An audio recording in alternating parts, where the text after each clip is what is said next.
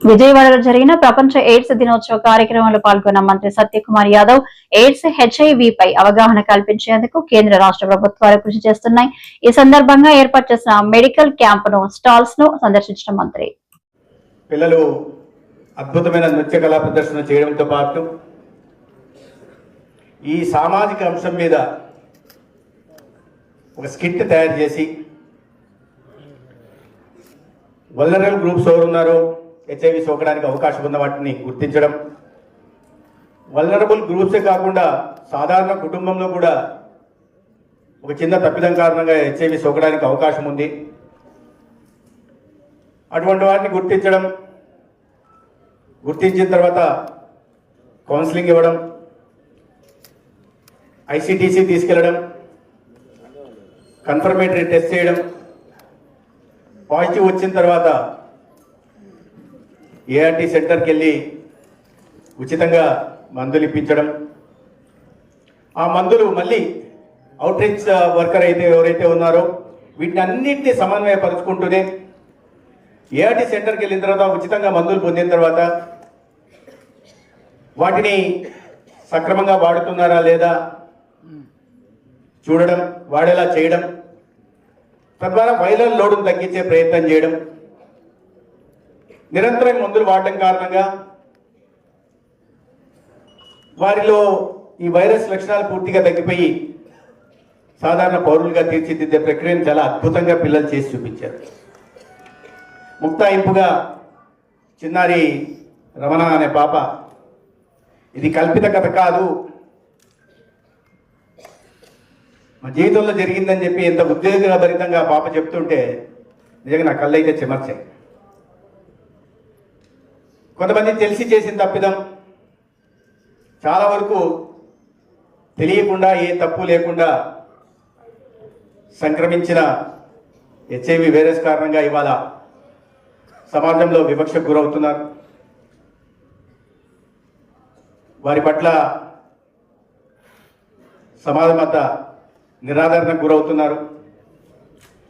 ఈ పరిస్థితుల్లో కేంద్ర ప్రభుత్వం కానీ రాష్ట్ర ప్రభుత్వం కానీ ఎయిడ్స్ నివారణ కోసం అనేక చర్యలు చేపట్టడం, ముఖ్యంగా అవగాహన కార్యక్రమాలను చేపట్టడం, దానికోసం పెద్ద ఎత్తున నిధులు కేటాయించడం, ఇప్పటికే ఉంటున్న వారిని సరైన మందులు అందించి కాపాడుకోవడం,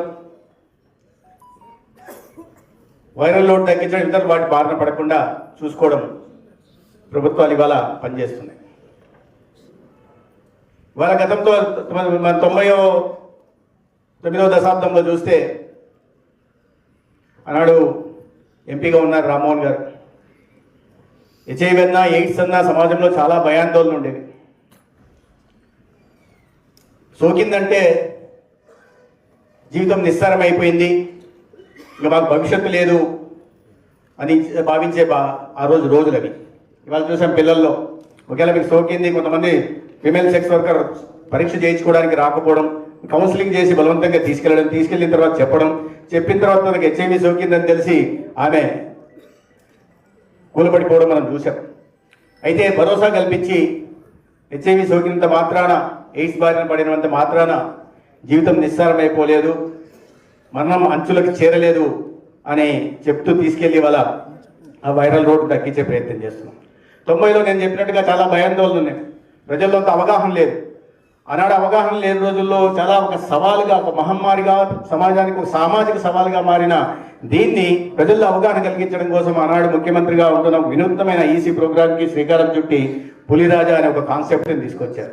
ఎక్కడ చూసిన రోజుల్లో ఏ గోడ మీద చూసినా పులిరాజాకు ఎయిడ్స్ వస్తుందా, ముందు పులిరాజా ఎవరు అని మొదలుపెట్టారు. పులిరాజా ఎవరు అని మొదలుపెట్టిన తర్వాత ప్రజల్లో ఉత్సాహం దాని మీద ఒక ఆసక్తి రేకెత్తించారు. ఆసక్తి రేకెత్తించిన తర్వాత రెండో స్టేజ్ లో పులిరాజాకు ఎయిడ్స్ వస్తుందా అని చెప్పడం మొదలు.